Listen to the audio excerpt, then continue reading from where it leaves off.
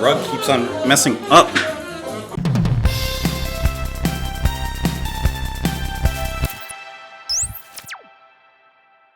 Hey, what's up everybody? Welcome back to the channel. My name is Justin, and I introduced that a little weird. Let me start over.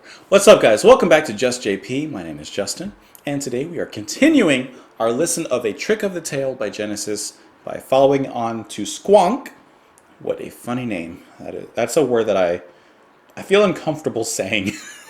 I hope that you guys are enjoying me and the way that I'm deciding to kind of do this album, because I want to listen to more Genesis, but unfortunately I've kind of bound myself by the laws of YouTube to do it in front of a camera. So in order for me to listen to an album, I just have to kind of do it here, which is fine, you know. It's not necessarily my preferred way to sit down and listen to an album, but I hope you guys are enjoying it, because I'm probably going to do it again with Wind and Wuthering soon after. So, hope you're okay with this format. Of course, you can join me on Twitter. You can join me in the comments down below. You can join me at my house. My address is... let's get into the song, though. This is Squonk by Genesis. I do not like saying that.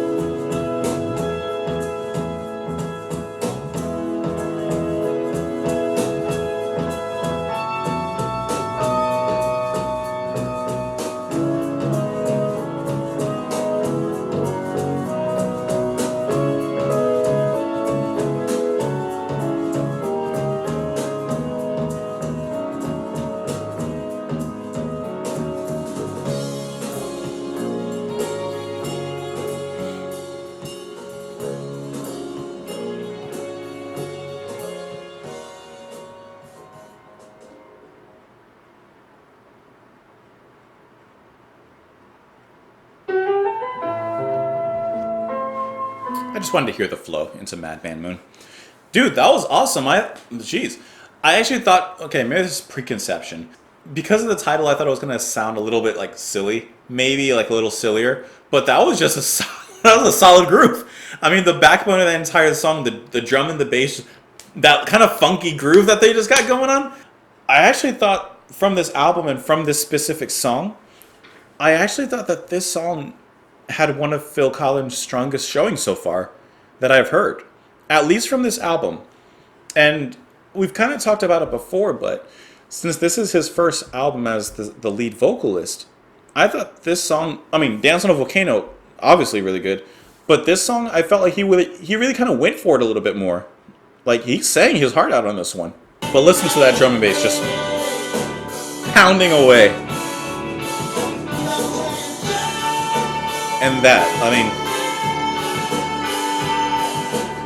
mean, not just in that moment, but throughout the song, it really just sounds like he's actually giving it his all. And I don't mean any sort of disrespect, saying that he was not giving it his all in any other part of the other songs that we've done or heard on this album.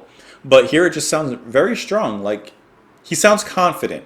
And I know that this is going to sound a little bit weird, but did this song kind of sound like Genesis a little sounding a little more like poppy, or like, I don't want to say mainstream, but like they sound a little more straightforward? I liked it though. Like, they sounded good. I know from what you guys have been telling me, like later in the career, they went much more straightforward and poppy or whatever. I can't comment on that because I haven't heard anything from that era. But for this song, and in this time that they were making their music, this song was very straightforward, which is why I'm glad that I'm kind of doing an album listen of this, because everything is very well balanced so far throughout the album. Starts grand, then goes a little more mellow.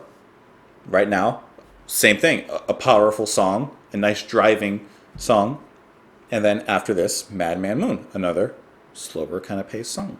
And I'm assuming that pace is going to pick up. What's the next song that comes up on the album after that? On side 2 of the album, Robbery, Assault, and Battery. Well, that just sounds heavy. Honestly, this song I thought was a great standalone song. This song, I feel like you could listen to on its own, and it's great. Definitely fits within the album very well. So far, like I said, I'm getting a lot of balance throughout the album.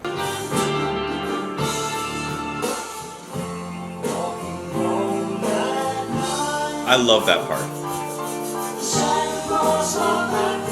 I love that drop out there, especially when it lyrically, what it's doing, because it's almost reflective. It's almost like, okay, that lyric when it drops out, he's saying walking home that night, the sack across my back, the sound of sobbing on my shoulder. You can almost imagine it. It's a quiet night. There are no noises really, except maybe like, night noises or whatever, bugs and creatures and stuff like that. But I can almost visualize him like when that music drops out and with the lyrics he delivers, walking home alone at night with whatever he has in his bag. Okay, so lyric-wise and story, when I first typed in Squonk to pull up the information for the song, it actually pulled up that a squonk is a mythical creature, which I had no idea. I had never heard of this, and I used to love to study like mythology and stuff like that. I've never heard of this. Legend holds that the creature's skin is ill-fitting, being covered with warts and blemishes, and that because of it's ashamed of its appearance, it hides from plain sight and spends much of its time weeping. Okay, now that song is making a lot more sense. Hunters who have attempted to catch squonks have found that the creature is capable of evading capture by dissolving completely into a pool of tears and bubbles when cornered. Okay, literally the song just made a whole lot more sense reading that Wikipedia article, like a whole lot more sense. He's a sly one, he's a shy one, wouldn't you be too? Scared to be left all on his own, he hasn't a friend to play with the ugly duckling. The pressure on the bubble will burst before our eyes, all the while in perfect time his tears are falling to the ground. But if you don't stand up, you don't stand a chance. From what I'm reading, it's kind of like he's been sent out to catch a squonk, and he goes and gets one, and he's trying to bring it back to show everybody as fast as he can before it dissolves into a pool of, bubbles and tears. In one hand bread, the other a stone, the hunter enters the forest. All are not huntsmen who blow the huntsman's horn, and by the look of this one, you've not got much to fear. Yeah, so I think it's a really cool song. I think that the lyrics and the story is really cool. I like how they took like this mythical creature and kind of formed a story around catching one. And I think that's a strong thing that they've kind of always done. They're very, very good at weaving stories. They've always done a really cool job of storycraft. If I can sum that up in one word, they have very good storycraft. They take you on a journey. They take you from point A, point B. It's fun. The lyrics are interesting if you listen to them. It's just like One for the Vine. It's a clear journey, and it's just backed up by music. And I don't know how much attention that gets. You know, a lot of times in music, lyrics are like kind of secondhand. And understandably, I mean, the music is usually the part, especially with this type, that people really listen to. But the lyrics can also, like, they can add something more to the story. You know, especially when they coincide so well with the music that's being played. So this song, lyrically, I think it's fun to listen to. I think it's fun to read, honestly. Like, even if there was no music, it's just fun to read the lyrics. I thought this was a great song. I would definitely listen to this. So far I'm really enjoying my like listen of this album. Right now, Dance on a Volcano is still my top. Then I think I would go for Squonk. Madman Moon and Entangled right now are kind of on the same level. I have to listen to them again and kind of see. But I'm enjoying this so far. So of course, let me know what you guys think of this song. Join me on Twitter. Join me in the comments down below. And I hope you guys are enjoying the videos. And hope you have a great night. Have a great day. I'll see you tomorrow. Or whenever you click on the videos next. I'll see you. Thanks, guys.